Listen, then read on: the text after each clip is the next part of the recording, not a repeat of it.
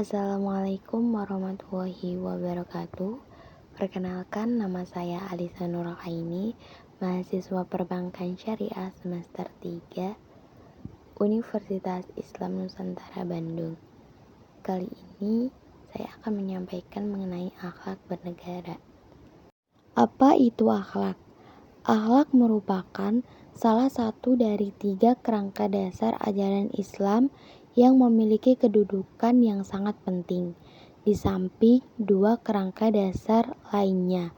Ibarat bangunan, akhlak mulia merupakan kesempurnaan dari bangunan tersebut setelah fondasi dan bangunannya dibangun dengan baik. Tidak akan mungkin akhlak mulia ini akan terwujud pada diri seseorang jika ia tidak memiliki akidah dan syariah yang baik. Pengertian negara. Negara adalah suatu daerah atau wilayah yang ada di permukiman bumi di mana terdapat pemerintahan yang mengatur ekonomi, politik, sosial, budaya, dan pertahanan keamanan. Definisi negara dari seorang pakar, Roger F. Schulte, negara adalah alat atau wewenang yang mengatur atau mengendalikan persoalan bersama atas nama masyarakat. Sedangkan menurut Georg Jelinek, negara merupakan organisasi kekuasaan dari kelompok manusia yang berdiam di suatu wilayah tertentu. Sedangkan apa itu sih akhlak bernegara? Akhlak dalam bernegara meliputi kepatuhan terhadap ulul amri selama tidak bermaksiat kepada agama. Ikut serta dalam membangun negara dalam bentuk lisan maupun pikiran. Ruang lingkup akhlak bernegara ada 5 macam. Yang pertama yaitu musyawarah, yang kedua menegakkan keadilan, yang ketiga amar ma'ruf nahi mungkar, yang keempat hubungan antara pimpinan dan yang dipimpin. Yang pertama musyawarah.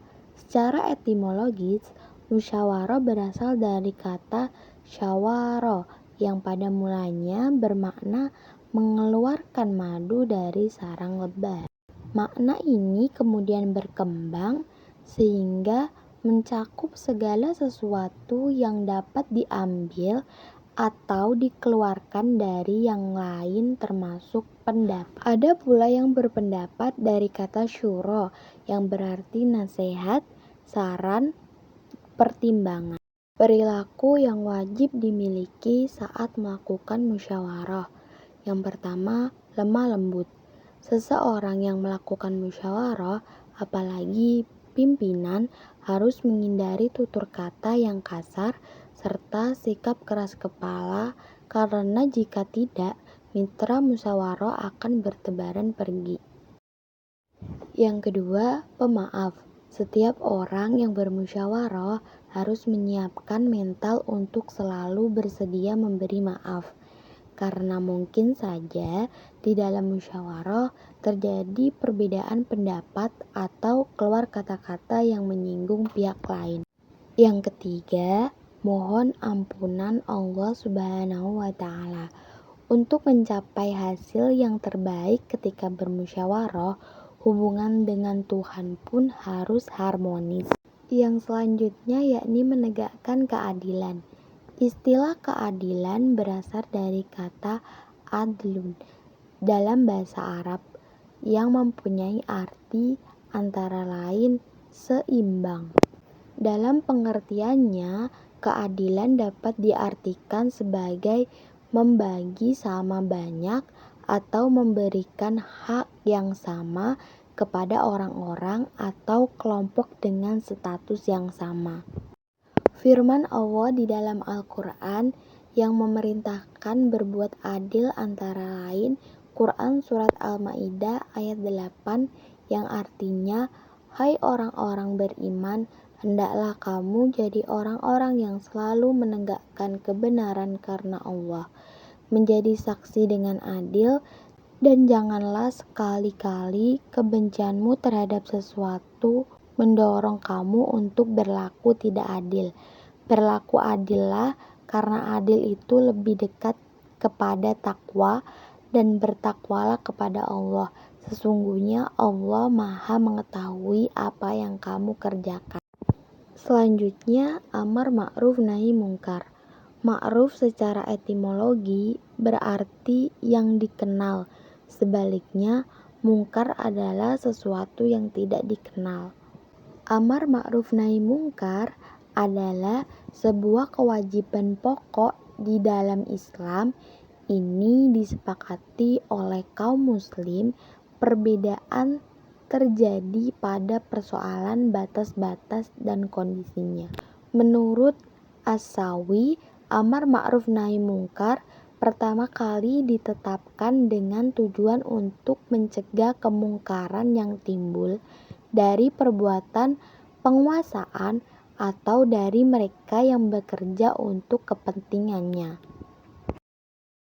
Hal ini dijelaskan dalam Quran Surat Ali Imran ayat 104 yang berbunyi, wal takum minkum ummatay yad'una ilal khairi wa ya'muruna bil ma'ruf wa yanhauna 'anil munkari wa ulaika humul muflihun. Dan hendaklah ada di antara kamu segolongan umat yang menyeru kepada kebajikan, menyuruh kepada yang ma'ruf dan mencegah dari yang mungkar. Merekalah orang-orang yang beruntung. Yang selanjutnya, hubungan antara pimpinan dan yang dipimpin.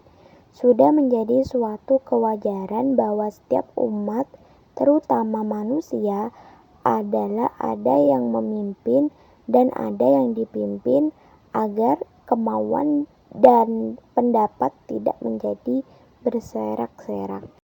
Pemimpin adalah jiwa dari kelompok yang dipimpinnya. Jika jiwa itu hidup sehat dan baik, maka akan seperti itulah tubuhnya.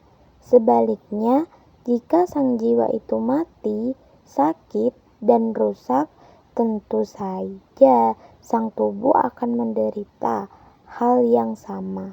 Begitulah hubungan antara si pemimpin dan yang dipimpin dalam suatu kelompok yang dipimpinnya. Kepemimpinan adalah amanah sekaligus pengamalan nilai-nilai luhur serta norma-norma yang dipahami dan dihayati dari agamanya. Islam melahirkan konsep kepemimpinan bagi semua orang, meminta pertanggungjawaban atas kepemimpinan dari siapapun tanpa pandang bulu tinggi atau rendahnya jabatan. Dan pertanggungjawaban ini adalah bersifat dunia dan akhirat, formal ataupun fungsional, bahkan moral. Itu tadi yang dapat saya sampaikan mengenai akhlak bernegara. Thank you for watching.